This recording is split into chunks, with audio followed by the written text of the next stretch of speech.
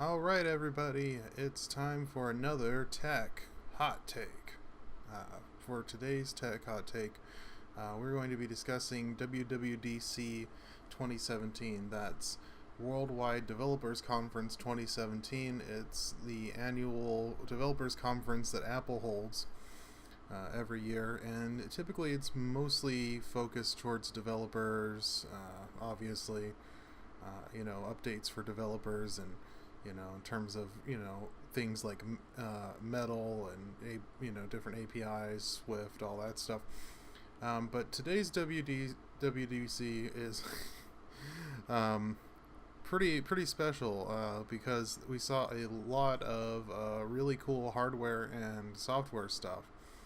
A lot of it was expected, rumored. And for this tech hot take, I really want to focus on the things that I personally find to be the most exciting and the most relevant to me. I plan on doing a kind of a deeper look video where I go over everything in the conference. And it was like 2.5 hours long. And they talked about a lot. They crammed a lot in there. So I'm just gonna scratch the surface, because what I'm really interested in and what I was the most excited about in terms of rumors was the new iPad Pro. And they really, delivered in showing that. I was kind of afraid that, the leaks and the rumors weren't true and there wasn't going to be a new iPad Pro. It was announced now. I mean, obviously there's going to be a new iPad Pro at some point. But, I was just really excited about the 10.5 inch, being in the old 9.7 inch, area and stuff in the bigger screen. And let's instead of talking about what the rumors are, let's talk about what they actually announced. So first we're going to and these tech hot takes are really informal, so unlike the last one where I made a bunch of slides and stuff, I'm going to actually just go through Apple's website. They've presented it way better than I could, really, and we'll just kind of scroll through and I'll talk about each thing as it comes up. So and I'm not really going to pause for you to read all of this. I might be so slow talking about it that you might have a chance to read it, but you can go to the website and read all of this copy if you want to. But I'm just going to kind of scroll through it and go through. So let's talk about the basic exciting things about it. So we got the new display. It's 10.5 inches. As you can see, it's a little bit wider than the old iPad in terms of where the display area takes up. So these side bezels have kind of shrunken, and it looks like it's a little tighter here too. But there's still plenty of room to hold it, and the home button is still there, and I'm actually pretty happy about that. I was kind of wondering what was going to happen to the home button because a lot of the leaks showed the home button gone, and I didn't know if they were going to be able to put that behind the display like as a rumor, or if they're going to move that to the side or something, like integrate the Touch ID onto like the power button. Well, I guess that would be on the top, but maybe they could move it to the side. Well, whatever, they didn't do that, and I'm glad they stuck with the home button because I like the home button there. I don't know if it's a tactile home button still or not. I'm kind of assuming so, because they probably would have mentioned that as kind of like a bullet point if it was a taptic feedback button. So yeah, you still get your physical clicky button. I actually like the taptic buttons. I don't prefer them, but I don't necessarily see a problem with that. And here we have just like this cool animation of scrolling through stuff, doing things. This is the point where I also mentioned that they also announced a refresh of the existing 12.9 inch iPad, and that's going to get all the kind of cool like bumps and stuff in terms of specs, in terms of the display that the new 10.5 inch iPad is getting.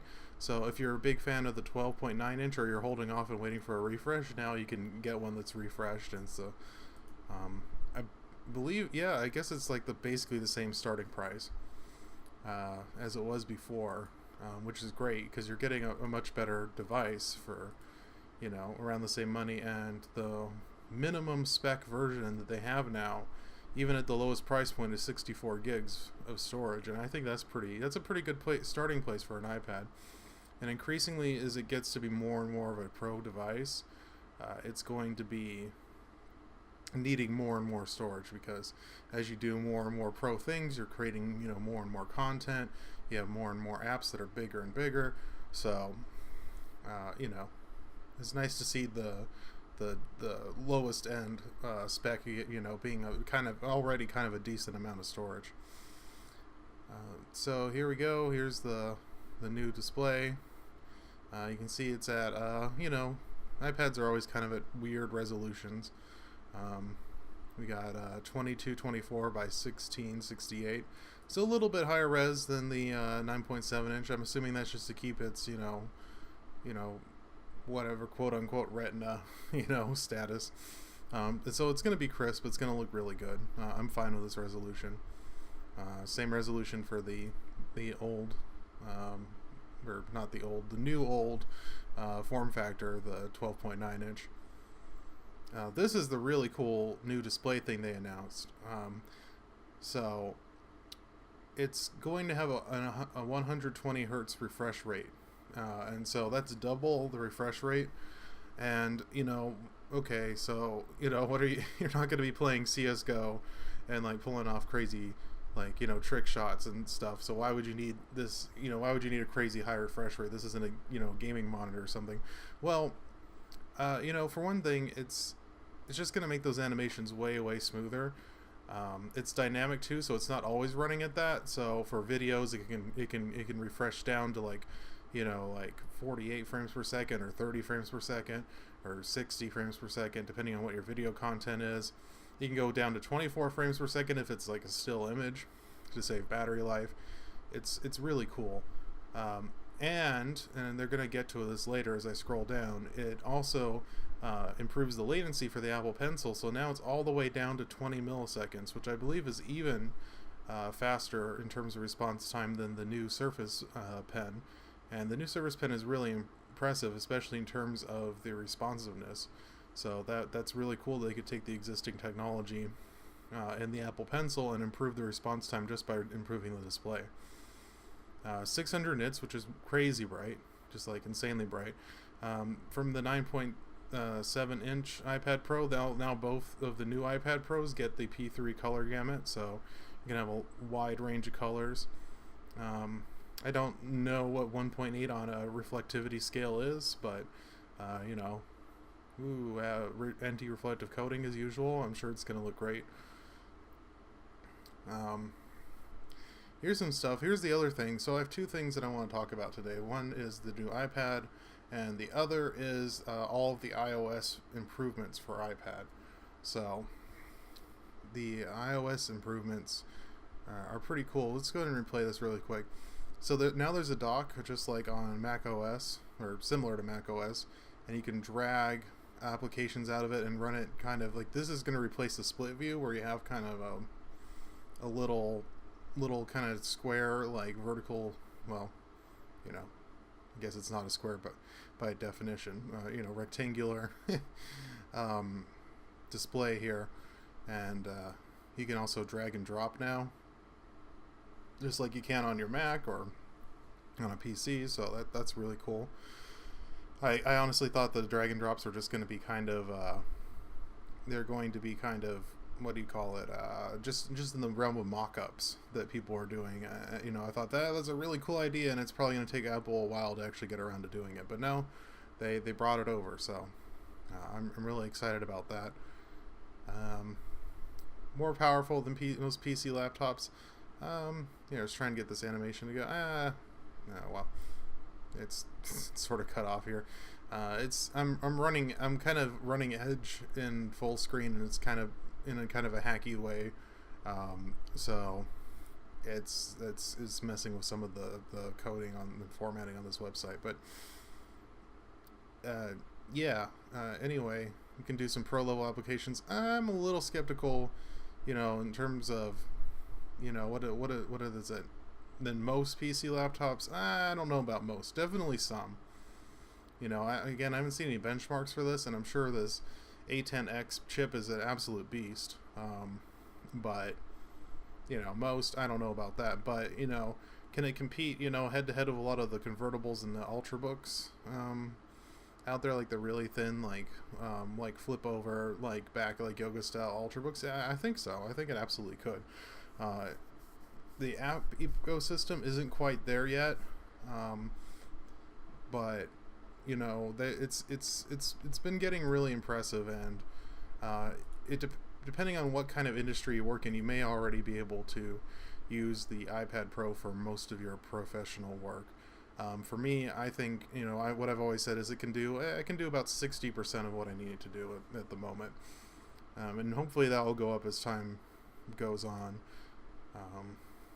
But as a graphic designer, I really need to be using the Adobe suite, and and there's some iPad apps that can do a lot of what those apps can do, especially in terms of photo editing and in terms of digital painting and vector illustration and stuff. But you still lack a lot of the robustness. Like, for example, I couldn't record and edit a video as well as I can here using Procreate and using apps like Audition. I can't hook my microphone up to my iPad. There's no USB Type A port to plug my microphone in, for example. So there's a lot of issues for some professionals in using this as a pro device. But in terms of even if you are a full-time digital illustrator, and you just did commissions, or you just did like concept art or something, I could definitely see you being able to do the bulk of your work on the iPad Pro, and then bringing it over and doing some professional touch-ups if you need to, or tweak it for the deliverables. But you can export in most of the formats. I mean, you can do PSDs, do all kinds of stuff. Anyway, I'm getting into the weeds here. That's a topic for another time. So we got the A10X chip, up to 10-hour battery life. Not as impressive as the new Surface, which is claiming 14-hour. But Apple is a little less, should we say, optimistic with their battery life ratings. So this is probably closer to the truth than the 14 hours for the Surface. I'm not saying the Surface isn't going to get really good battery life, or it can't even do 14 hours under great circumstances or optimal conditions. But come on, you're not going to be getting that on average. Whereas I can believe this for still moderate use. CPU speed, previous iPad Pro 30% faster in terms of CPU speed, 40% in terms of graphics capability, so that's great. These were already pretty powerful, and we're holding up pretty well. So getting even faster, even better performance is better. Is better. And again, like when you're doing things like rendering 3D images or editing 4K video, this horsepower is actually going to be very useful. Beyond like making Asphalt, the latest Asphalt game look really good. There is actually a very good practical application to this bump and spec bump. And for me, I'm going to be upgrading from an iPad Air 2, so it's going to be a huge upgrade for me. Apple Pencil now even sharper. Ooh, see what they did there. So it's the same Apple Pencil. There are rumors they're going to announce a new one because Microsoft has a new pen. So maybe they're like, okay, maybe Apple's going to release a new pen to compete, but they're not, and I'm okay with that.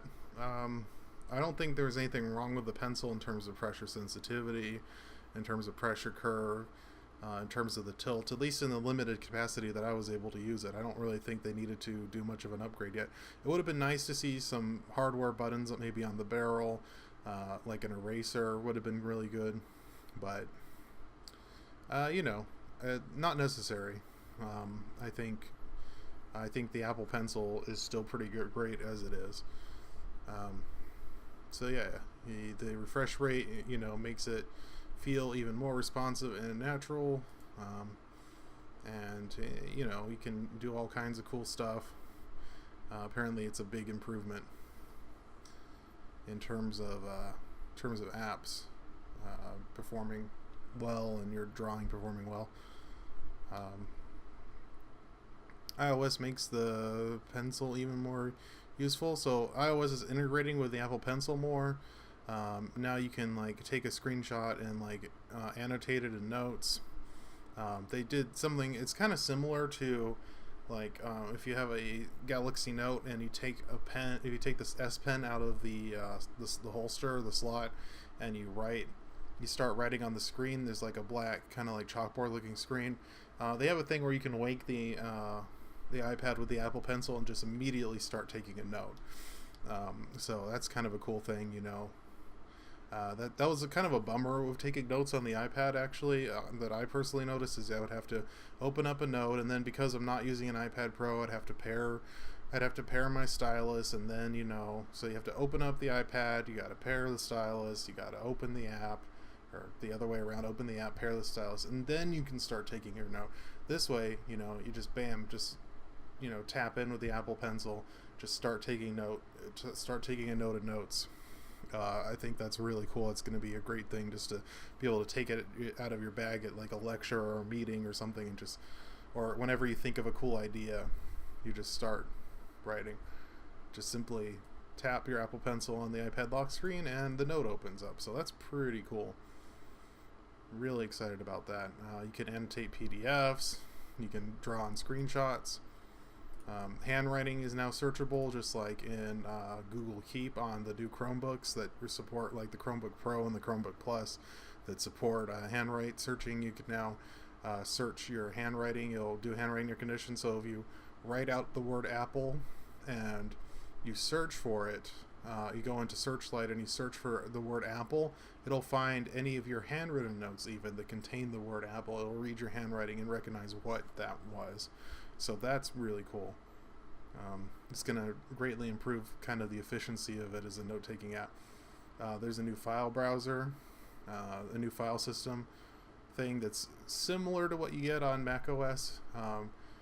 Many people would note that it's not a root system folder, so you're not getting access into all of the root files, just selected files.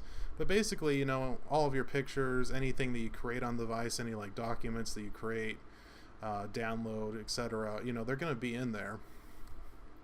So it's going to be really useful. And I'm kind of slowly going through this iPad thing. It's just a lot to cover, a lot to talk about here. But yeah, you got the dock, you got the drag and drop. I'm going to this is just talking about the apps. Oh yeah, and it only weighs a pound. You got 1 pound, very thin, still very thin, only 1.5 pounds. Comes in these great colors, all the colors that you know and love from the other iPads. I was kind of hoping for like a darker, kind of matte black one. I thought that would be really cool looking, but yeah, you know, I'm still cool with the space gray. Space gray is great. You can get all of this. There's a new full size smart keyboard. Yeah, I'm gonna go ahead and skip past all of that because I'm already 19 minutes in, and I still want to have time to. Actually, because of editing, it might be less than 19 minutes in, but I'm getting pretty far in the weeds here in terms of time, and I want to move on and talk about iOS 11 here. So I can wrap up this tech hot take, which these are supposed to be quick videos, so I really need to get my act together and really kind of compressing these. But this is really off the cuff. It's you know, literally a hot take. I'm just taking all my thoughts and feelings from, you know, having viewed and watched various things, like viewed live streams and watched various you know, live feeds of people and reading articles and stuff about everything that happened. Just taking all that and just the Apple website here and just talking over it. So it's a very loose, very informal type of thing I'm doing here. Oh, look at that. Look what they did. Turned up to 11. Well, it's a good joke. The new Mac OS, as an aside, is called High Sierra, and they made a pretty good joke about it being fully baked. That was pretty good. You know, anyway, dad humor aside, you know, let's talk about some of the cool stuff here. And there's a lot of improvements, you know, even especially in addition to the iPhone, but I'm not as excited about that, so I'm not going to talk about it here much. I'm going to save that for a later video. But we got files. Wherever they are here. So you got this new file app, right? So it integrates all of your existing ones. So OneDrive, which is my personal favorite, Creative Cloud, Google Drive, Dropbox, and then all of the stuff on your actual iPad. You can organize it in folders. You can take it, you can drag it and drop it into other things to sync it with other file managing services. You can tag it to search it. I mean, this is going to be a huge productivity thing. And I don't know if you've ever worked on an iPad, dear viewer, and you've tried to export something in, say, like Procreate, and then like upload it to like a website, or to share it to multiple, like, you know, services, like cloud sharing services, or, you know, otherwise try to do something outside of Procreate and the gallery with it, and just, you know, you get stuck in all these menus of like, oh, export to this, open in this, do blah blah blah. It's a huge pain. It's a giant pain. So yeah, this is going to be phenomenal. This is really going to change the way you can do things. And the way I organize a lot of my images is I organize them in Procreate, in the subfolders within Procreate, and then in all the other drawing apps I organize them in the subfolders in there. But this makes it difficult to see all of my illustrations at once until I bring them all into my OneDrive eventually.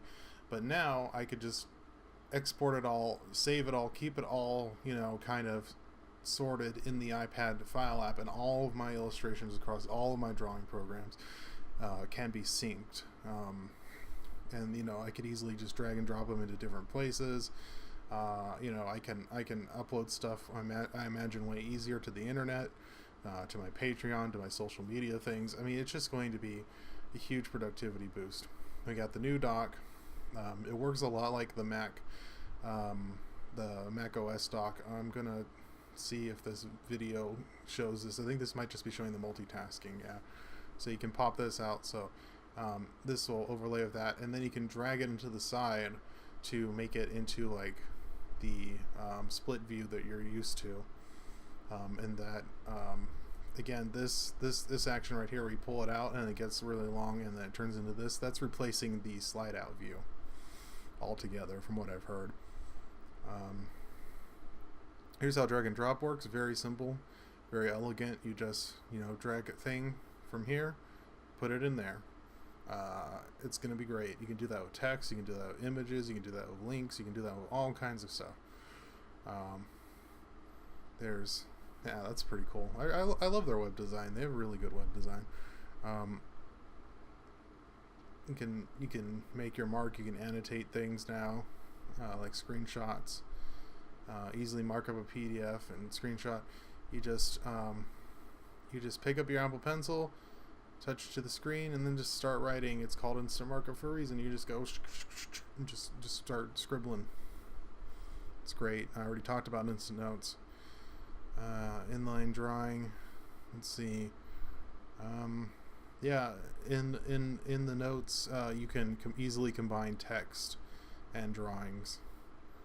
If you want to, like, draw your person, like your friend, a really super detailed map of like where to go, instead of just taking a screenshot of maps or whatever.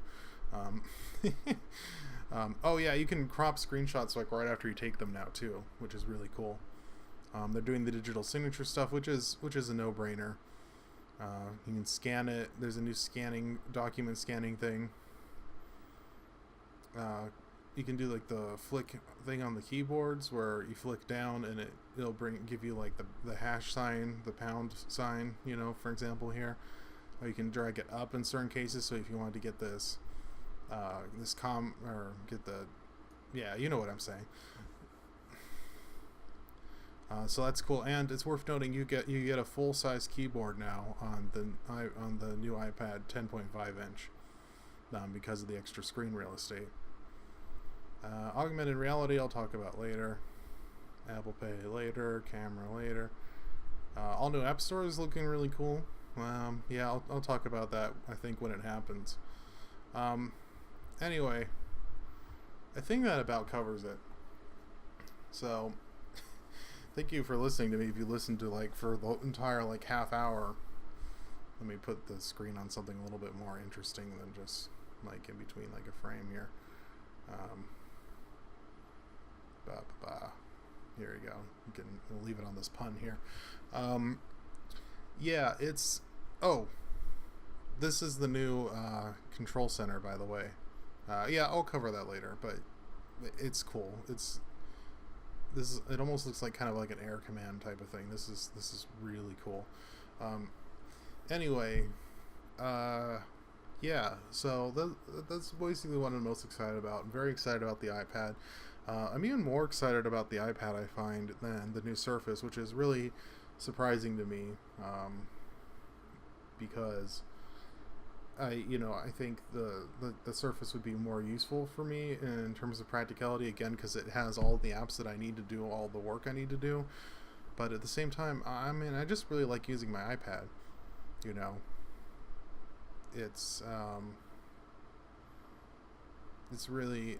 I just saw like a notice pop up on my screen. This is very unprofessional. I'm just very excited about the prospects of doing that. I use my iPad every day. I draw on my iPad every day. It's whenever I want to relax or watch a video, I go to the iPad most of the time. When I want to read an article, I pull out the iPad. When I want to do social media stuff, I prefer doing it on the iPad.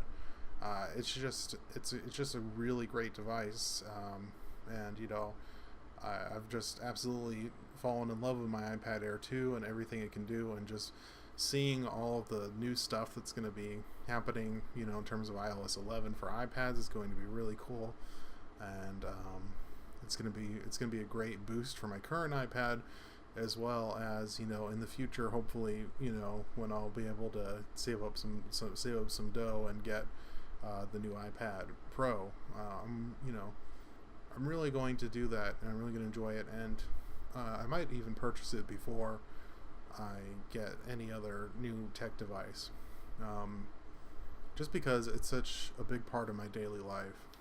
It's such a big part of my creative process.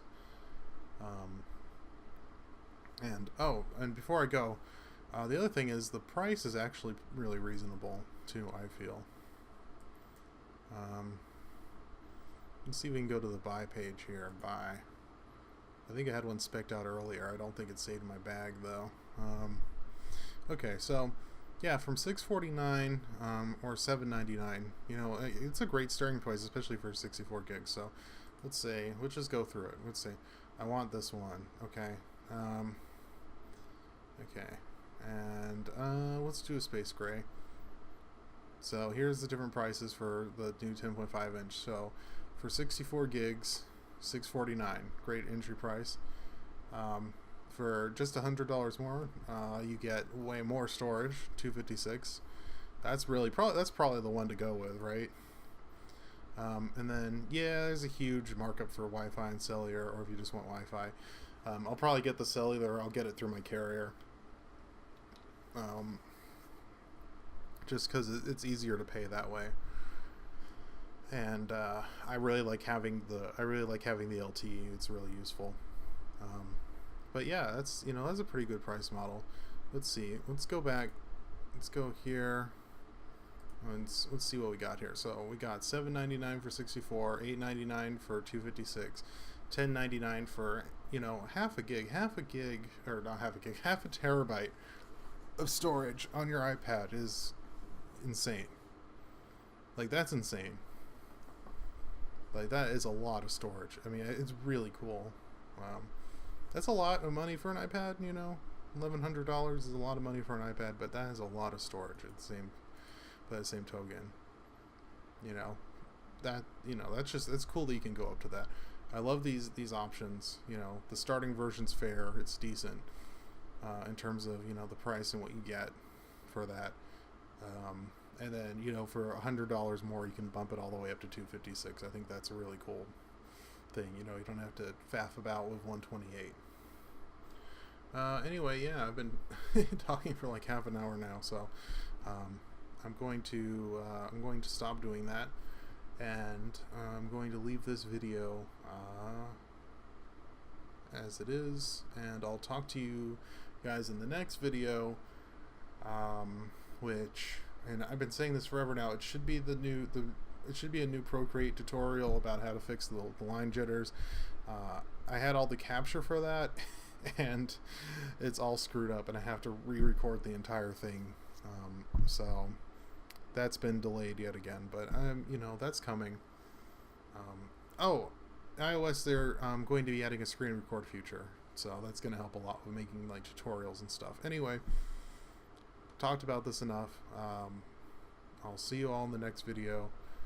Gonna go into WWDC in a deeper video, but I wanted to release something that was kind of kind of current. So anyway, yep, talk to you later in the next video. Bye.